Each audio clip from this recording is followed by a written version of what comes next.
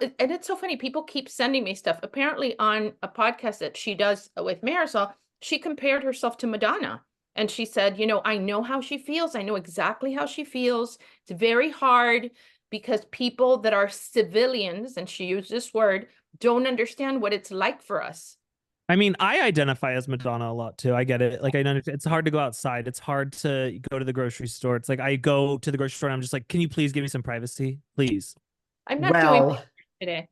I am now done, possibly with you, Ace, and with Alexia. You have both taken the Queen's name In vain. your In mouth. vain. I mean, Anna, you lost me with Alexia, and now Ace has. I mean, I don't know. This has set me back. I have to tell you that the thing about Alexia is that she's the least self-aware human on the planet. I don't think she does it she's not even aware that she's doing it. She really legitimately believes that she's on the same plane as Madonna. She believes that. And you know what? Nobody is on the same plane as Madonna. I know, but there's something to be said about that kind of self-confidence. Come on, you gotta like that a little bit. I like that a little bit. I wish. I have zero self-confidence. Yeah, exactly. Like I definitely don't have that. You saw I was sending you a text and I said, and I included Ace by mistake, and it was like, I just went on a 3-mile fast walk because I'm a fat pig and I can't stop eating. It's like, yeah, these are the things I tell myself. So no need to put me down, guys. I do it all to myself. Well, yeah, I mean, Madonna. Wow. Okay. Well, I mean, I guess you gotta appreciate that self-confidence that she has. What do you think now, David? Because you had a whole theory about what was going to happen to Miami. You thought there was going to be some changes, and you also predicted that Alexia would be one of the casualties of that. Well, shakeup. I mean, like, I thought Beverly Hills was easier to figure out. Potomac, which I thought was going to be on a really long pause, is kind of shaping up. Candace quit. We obviously are firing Robin and Nneka.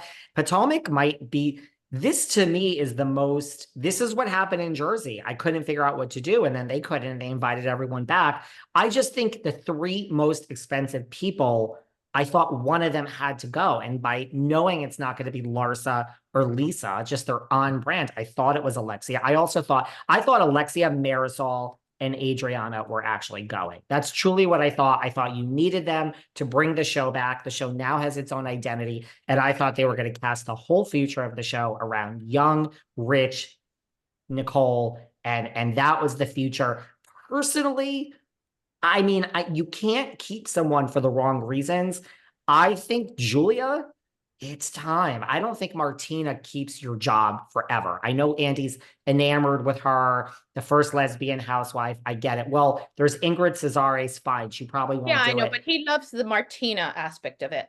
Look, but I like, think how many times do we have to go to the fucking farm? Like, I don't care about your farm. I don't care about your GM. And the thing is with Alexia, I feel like Alexia's kind of in that same position as Giselle on Potomac. I feel like they cut Robin off because they're like, we're sick of you having someone that's always backing you. So I think they cut Marysol. Then Alexia kind of has to like fend for herself more. And it's not like you always have this little minion on your shoulder doing your fights for you. I would recommend to Bravo not to get rid of Marysol if they don't want a big scandal of a, suicide attempt or something. I just don't know what Marysol will do if she's not on the show with Alexia. I just don't know. She has no identity of her own. And, I do think Alexia is much more palatable when Marysol's not around. She has shown that. So, but I don't believe that these producers really think strategically. They have favorites and that's it. And it's surprising because they've created some other good shows, but they're missing the mark on this one over and over again. It doesn't have longevity. Like we can go another, but like the longevity of the long, like, look, we had Beverly Hills without Erica Jane. It's really hard to imagine. Like you have to change the show from like Kyle and Kim and Adrienne Maloof. Like you have to just change it drastically. Remember Jersey before Margaret and Jennifer Aiden Hartley? Like, so I feel that Miami we don't need, I mean, I love Adriana. You know, she's been on this podcast. I have a soft spot for her as a person. Very nice. I just don't think I think we needed them to bring it back because we needed the old timers.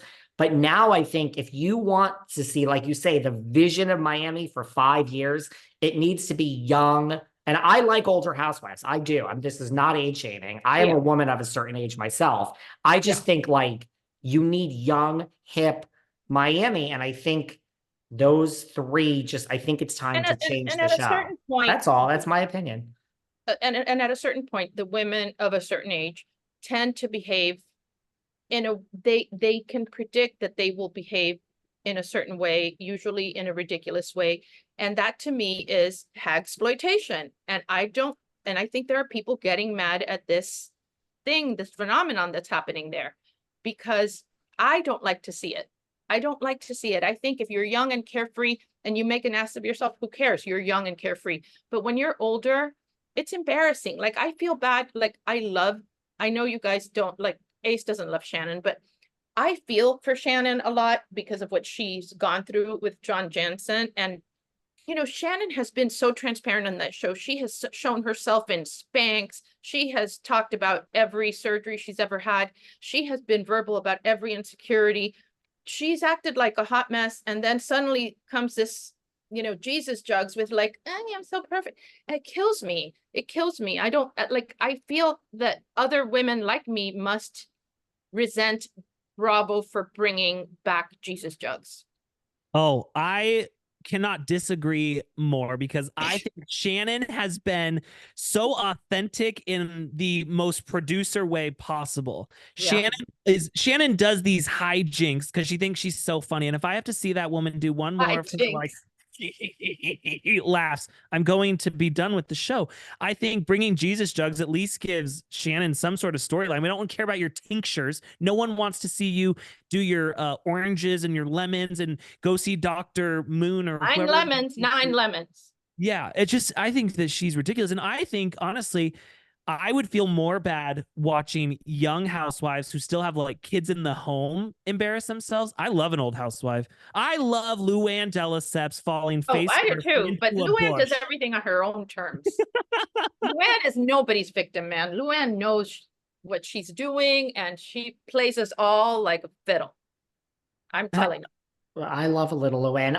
Yeah, I'm like okay passing on Shannon. I mean, I'm fine with taking a pass on her. I mean, look, I just think, you know, Ace is probably more jaded than me. Because I'm a woman and I see myself like, you know, I don't know how to be a housewife. I suck as a housewife. I've always said that. So I don't know if I would be as transparent as her. I tend to be pretty transparent, and so I feel bad for her. Like it shot her. You know, it just didn't work out right, and now all that is already out there. But when you say like hijinks, I'm like, yeah, maybe they're hijinks. You know, I don't know. There's just something so inauthentic about Shannon for me, and she's always like, we're not going to talk about that. We're not going to talk about Jan. We're not going to talk about John Jansen. We're not doing it. But I think, you don't think that's real? I think she's like that. I think she's really like